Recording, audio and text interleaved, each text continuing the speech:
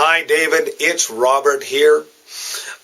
We've been having a lot of conversations lately, and especially along this format, video format. Today, David, I'd like to talk to you about something that is, well, it's a concern of mine. And that is that some of us almost look like at God like a spare tire. You say, like a spare tire? What do you mean, Robert? Well, I mean this way.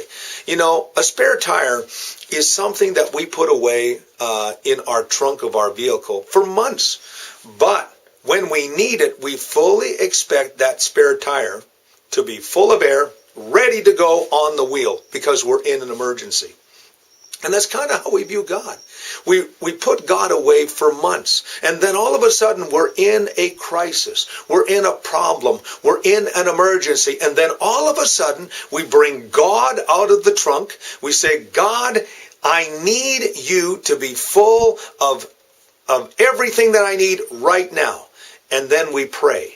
And then we expect God to kind of hold us up and get us to the next spot until we are able to hold on to it ourselves. It's kind of a selfish and kind of a self-serving way of looking at prayer. But many of us, if we're really honest, by the way that we live and by the attitudes that we express, many times we look at God just that way. When we're in trouble, we pray. When everything is going good, then we don't pray. You know, Mother Teresa put it this way.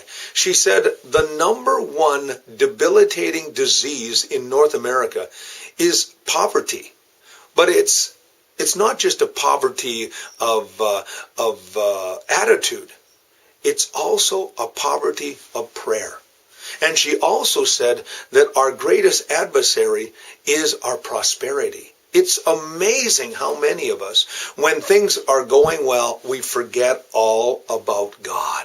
But when all of a sudden a crisis happens, we either do one of two things. We either call out to God or we blame God. And you know, that's not very fair. You know, it's like saying to your spouse, you know, I'll talk to you in, 6 months, I'll get back to you. You're not going to have a spouse very long. You're not going to be in a relationship with that person very long. It's that daily communication and communion that keeps the relationship strong.